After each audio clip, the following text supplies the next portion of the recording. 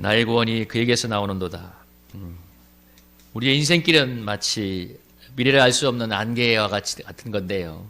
안개 속을 지나가 봐야 알 수 있는 것처럼 우리 인생길이 그러하죠.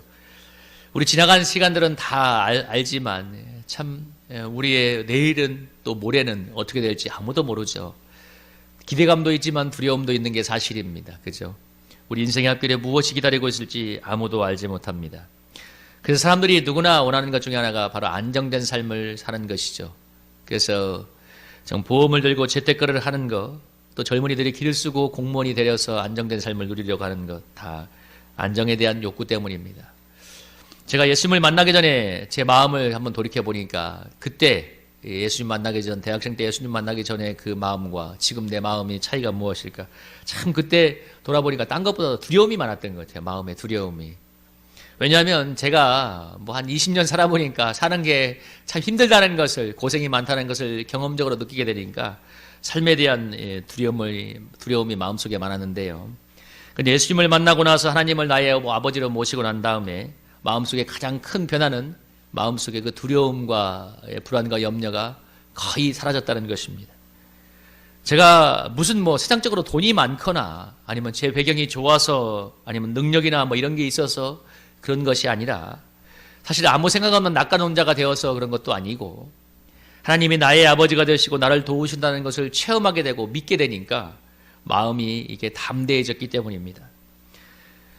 사도행전 27장 26절에 보면 사도행전 27장에 18절에서 25절에 보면 이 내용이 무엇이냐면 바울이 노마로 압송되어 가는 과정에서 그 배를 탔는데 배에 276명이 함께 탔습니다. 꽤나 큰 배였는데 지중해를 지나다가 너무나 큰 태풍을 만나서 여기 보면 정말 20절에 보면 너무나 오랫동안 태풍이 계속되니까 구원의 유망마저 없어졌더라. 사람들이 그냥 살기를 포기해버렸어요.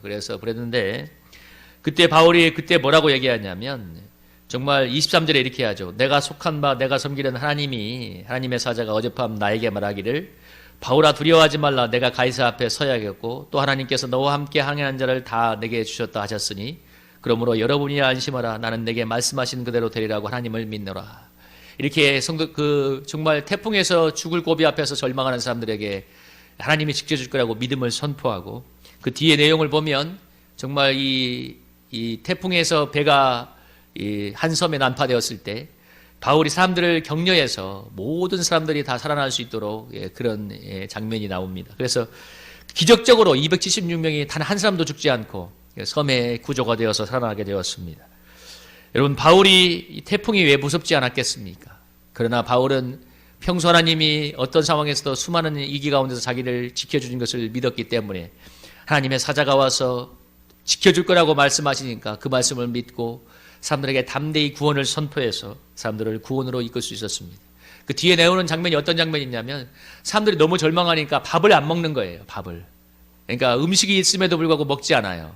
왜? 죽을 거라고 생각하니까 먹을 생각도 안 하는 겁니다. 그때 바울이 사람들을 데려다가 믿음을 심고 우리가 탈출하려면 음식을 먹고 힘을 내야 되기 때문에 축복하고 믿음을 심은 다음에 같이 밥을 먹고 음식을 먹은 다음에 그때 힘을 내어서 배가 난파되었을 때 탈출하게 됩니다. 만약에 절망해서 먹지 않았으면 수많은 사람들이 그냥 기진해서 죽었을 것인데 바울의 이런 믿음의 선포와 또 그런 믿음의 행동으로 인해서 참 모든 사람들이 다 살아나게 되었습니다. 우리의 믿음은 평소에는 잘 몰라요. 그러나 인생의 태풍이 밀려오고 위기가 닥쳐오면 우리의 믿음이 드러나게 됩니다. 믿음이 없어서 두려워하는 자신이 드러나고 또 그러다가 주님을 바라보게 됩니다. 주님을 굳게 믿고 바라보게 될 때 인생의 태풍에서 구원을 받게 되는데요. 하나님이 우리 인생에 구원을 주시는 방법은 두 가지가 있죠. 하나는 직접 그 문제를 태풍을 해결해 주시는 거거나 피해가게 하는 방법이 있고 또 하나는 태풍을 해결해 주는 것이 아니라 태풍 속을 뚫고 나갈 수 있는 우리에게 마음의 힘과 담대함을 주어서 뚫고 나갈 수 있도록 해주십니다.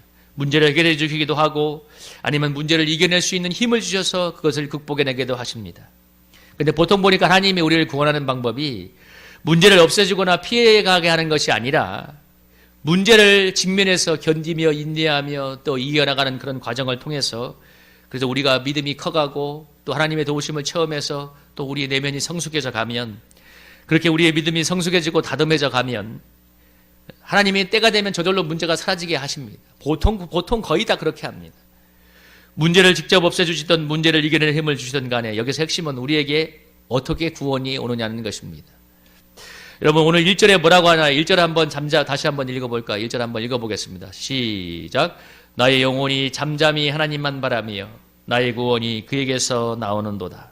여러분 오늘 뭐라고 하나요? 잠잠히 하나님을 바라볼 때 구원이 그에게서 나온다고 합니다. 핵심은 잠잠히 하나님을 바라보는 것입니다. 요즘 너무 바쁜 시대입니다. 그래서 세상은 조금만 가만히 있으면 뒤처질 것 같아서 사람들은 정말 바쁘게 살아가죠. 세상이 너무 바쁘고 피곤하기 때문에 잠잠히 하나님만 바라본다는 건 너무 고리타분하게 여겨집니다. 아니 이성적으로 사실 납득이 잘 되지 않는 일입니다. 여러분 하나님을 바라본다고 무슨 구원이 온다고 무슨 문제가 해결된다는 것이 납득이 잘 되지 않을 수 있습니다. 여러분 제 지인들과 교제하는 카톡방이 있는데 그 톡방에서 며칠 전에 이런 글을 어느 지인이 평신도에 올렸어요. 이 세상은 하나님 없이도 너무나 잘 돌아가는 것 같다고. 세상은 하나님 없이도 너무나 잘 돌아가는 것 같은데 믿음의 사는 사람들의 그 교제를 보면 하나님의 살아계심을 느낀다고 했는데 저는 참 그 짧은 글이지만 그 글이 너무 마음에 공감이 되었어요. 세상은 하나님 없이도 너무나 잘 돌아가는 것 같다. 제 지인 목사님이 이 페이스북에 올린 글인데요. 제가 한번 이 오늘 본문과 굉장히 매치가 되어서 한번 인용해 봤습니다. 이 페이스북에 올린 믿음의 글인데 모든 사람은 세상에 태어나서 환경과 성장 과정을 통해 세상을 살아가게 된다. 자신이 먹고 마시며 만나고 믿고 보고 경험한 대로 행동하고 살아간다. 그래서 사람마다 자연을 보는 관점, 사람을 보는 관점, 사물을 보는 관점이 다르고 음식에 대한 평가도 다르다. 결국 과거의 경험이 현재를 지배하는 것이다. 주님을 믿는다고 하지만 다른 삶을 사는 것은 복음을 받아들이는 관점이 다르기 때문이다. 다 믿는다고 하는데 여전히 죄를 짓고 사는 이유는 믿지 못했기 때문이다. 많이 알면서 여전히 죄를 짓는 이유는 무엇일까? 믿지 못하기 때문이다. 예수님을 믿는다는 것이 얼마나 어려운 일인지 변화없이 오래를 교회 다니며 종교생활 오래 한 사람들은 모른다. 진실로 예수님을 믿으면 얼마나 자유한지 사람들은 모른 채 본인이 경험하지 못한 예수를 가르친다. 복음은 우리를 자유하게 한다. 하나님 없이 살면서 만들어낸 우상을 제거하고 하나님의 통치 가운데 들어가면 평안함을 누리며 살아가게 된다. 나의 생각과 감정을 지배하는 것은 지금 수면 위의 상황이 아니라 세상을 살아가며 오랜 시간 하나님 없이 살았을 때의 그 경험이 나의 주인이 되었기 때문이다. 믿는 경험을 하고 회개하고 죄를 멀리하는 습관을 만들어야 된다. 경건 훈련을 말하지요. 그리고 경외함으로 하나님을 쫓아야 된다. 하나님을 쫓는 것은 공부만이 아니라 연약한 자들과 함께하는 것이다. 여기 오늘 이렇게 표현하지 않습니까? 과거의 경험이 현재를 지배하고 저 빨간 줄을 그은 것처럼 나의 생각과 감정을 지배하는 것은 지금 수면 위의 상황이 아니라 세상을 살아가며 오랜 시간 하나님 없이 살 때의 그 경험이 나의 주인이 되었기 때문이라고 말합니다. 여러분 우리는 일주일 내내 불신적인 세상에서 살아갑니다. 여러분이 오늘 예배드리는 1시간을 뺀 나머지 거의 대부분의 시간은 우리가 보고 느끼는 것들, 보는 TV들, 미디어들은 다 믿지 않는 불신의 세상의 얘기들입니다. 그래서 믿지 않는 이 불신의 세상의 경험들이 우리의 무의식을 지배해서 하나님을 신뢰하기보다도 세상의 방식을 더 신뢰하게 만듭니다. 그러니까 과거의 경험이 아니요. 저 몇 년 전에 말하는 게 아니야. 어제의 경험이 오늘 나를 지배하는 거예요. 어제의 경험이. 하나님은 눈에 보지 않고 현실은 너무 눈에 잘 보이잖아요. 크게 하나님보다 세상은 돈이, 세상의 방식이, 세상의 권력이 세상을 지배하는 지배하는 것처럼 보이지 않습니까? 크게 보이고 전부처럼 보입니다. 그래서 우리는 세상의 사람들처럼 잠자히 하나님을 바라보면 구원을 얻는다는 거 믿기보다는 세상 사람들처럼 바쁘게 뭔가를 하기 위해 뛰고 또 뛰어야 무엇인가 된다고 믿고 있습니다. 하루에 1시간, 아니 하루에 30분이라도 잠잠히 하나님을 바라보는 시간에 대해서 필요성을 잘 못 느낍니다. 그래서 기도를 하지 않는 거예요. 무엇이냐? 하나님을 바라본다고 구원이 온다고 믿지 않는 거예요. 차라리 그 시간에 뭐라도 더 하는 게 더 낫다고 보기 때문에 그렇습니다. 왜? 우리가 보는 경험들이 그러하잖아요. 눈에 보여 늘 보는 것들이 보이지 않는 불신의 세상에서 아까 그 평신도 얘기 맞잖아요. 하나님 없이도 세상은 너무 잘 돌아가는 것 같으니까. 하나님이 개입하지 않아도 너무 잘 돌아가는 것 같으니까. 그러나 정말 영적인 세계를 체험한 사람은 우리가 몇 년 몇 달 동안 고민하던 그런 문제들이 하나님이 개입하시면 단 몇 시간 몇 분 만에 해결되는 기적이 일어난다는 것을 믿고 하나님을 구하게 됩니다. 여러분, 이 누가복음 5장 1절에서 11절의 내용이 뭔가요?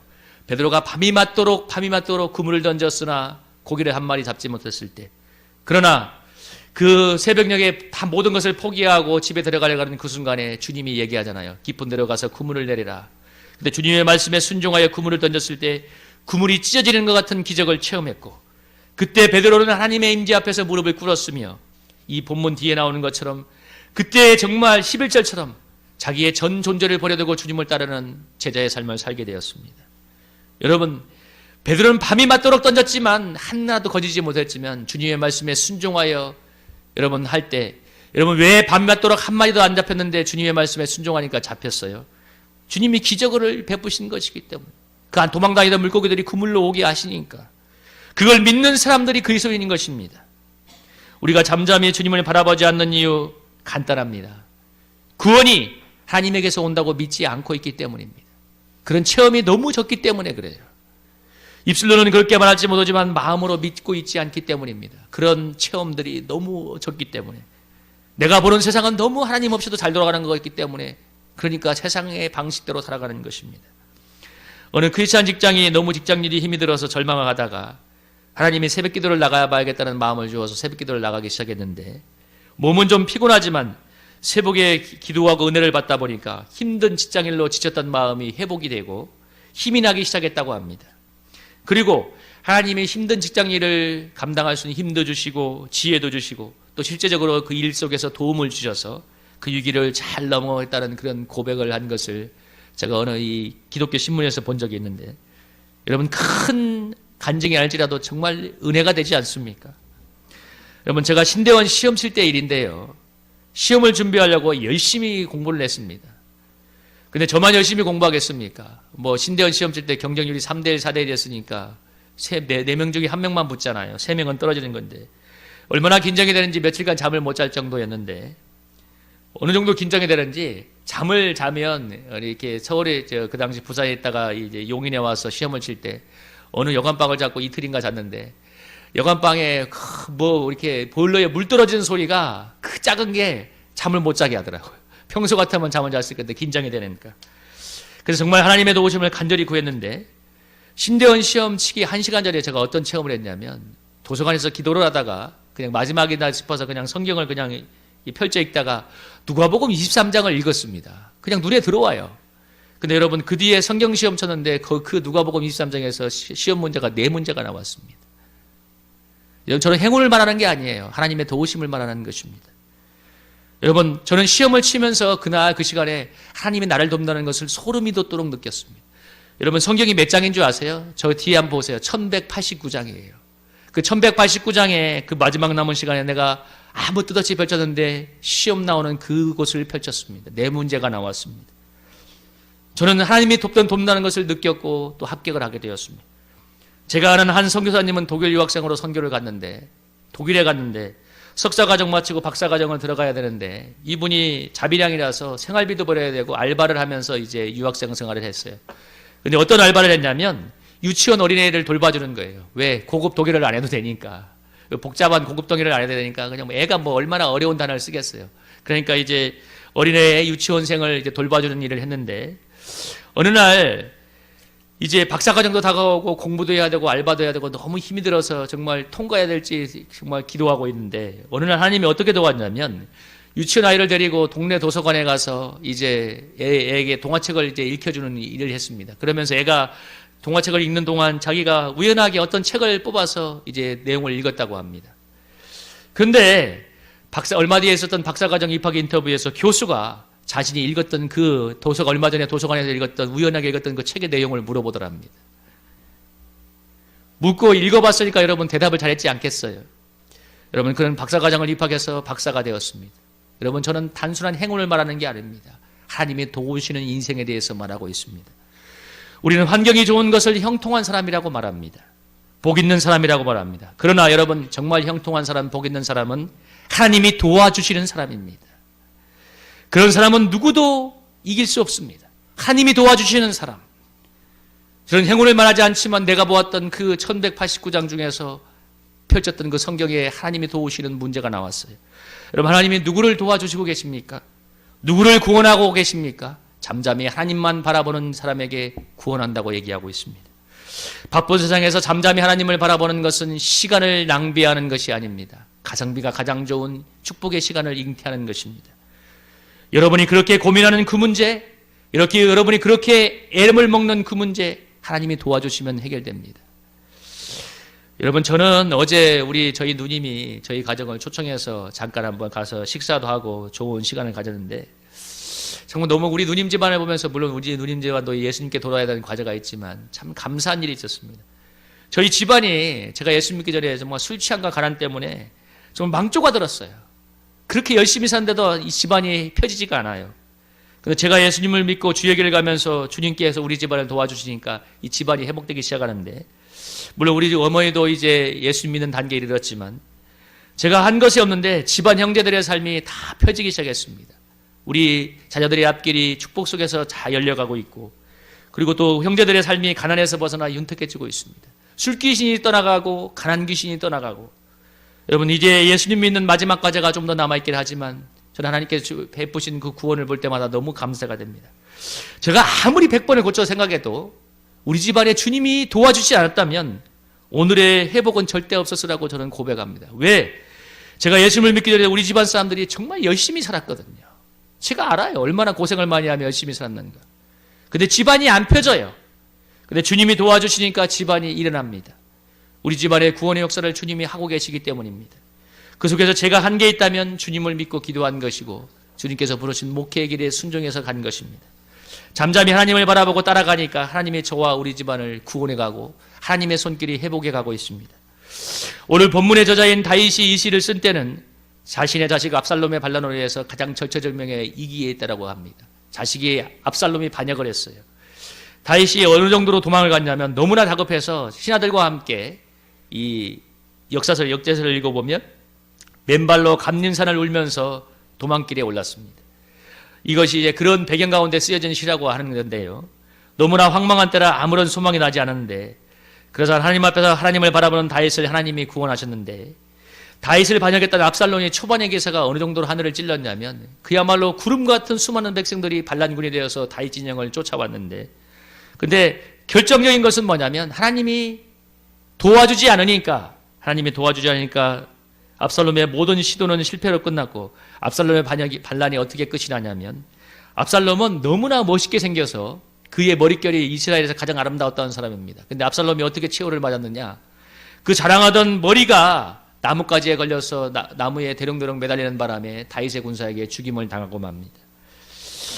그러나 하나님 앞에서 언제나 중심을 회개하며 주님을 바라보는 다윗을 하나님은 끝내 구원하셨고, 그 전에 다윗에게 10년 동안 광야에서 쫓겨다니면서 수많은 위기가 있었을 때 하나님이 무수한 위기에서도 하나님을 바라보고 예배드리는 다윗을 지켜주었습니다. 그래서 다윗은 수많은 무수한 위기를 넘고 끝내 승리의 인생을 살 수 있었는데요. 이런 배경 가운데, 정말 이런 위기 가운데지만 나를 구원하셨던 그 하나님을 바라보고 체험했기 때문에 여러분, 오늘 그는 이렇게 얘기하고 있습니다. 나의 영혼이 잠잠히 하나님만 바라보며 나의 구원이 그에게서 나오는도다. 오직 그만이 나의 반석이시요 나의 구원이시요 나의 요새니 내가 크게 흔들리지 아니하리로다. 오직 그만이 나의 반석이요 나의 구원이시요 나의 요새니 내가 흔들리지 아니하리로다. 나의 구원과 영광이 하나님께 있으며 내 힘의 반석과 피난처도 하나님께 있도다. 백성들아, 시시로 그를 의지하고 그의 앞에 마음을 토하라. 하나님은 우리의 피난처시로다. 여러분, 잠잠히 하나님을 바라볼 때 구원이 나오는 것을 믿으시길 바랍니다. 하나님을 시시로 의지하고 마음을 토할 때 우리의 피난처 되신 하나님의 구원과 영광이 하나님에게서 나오는 축복이 있을 줄로 믿습니다. 우리 이 말씀을 한번 기억하면서 우리 찬양을 하고 우리 한번 함께 기도하기 원합니다.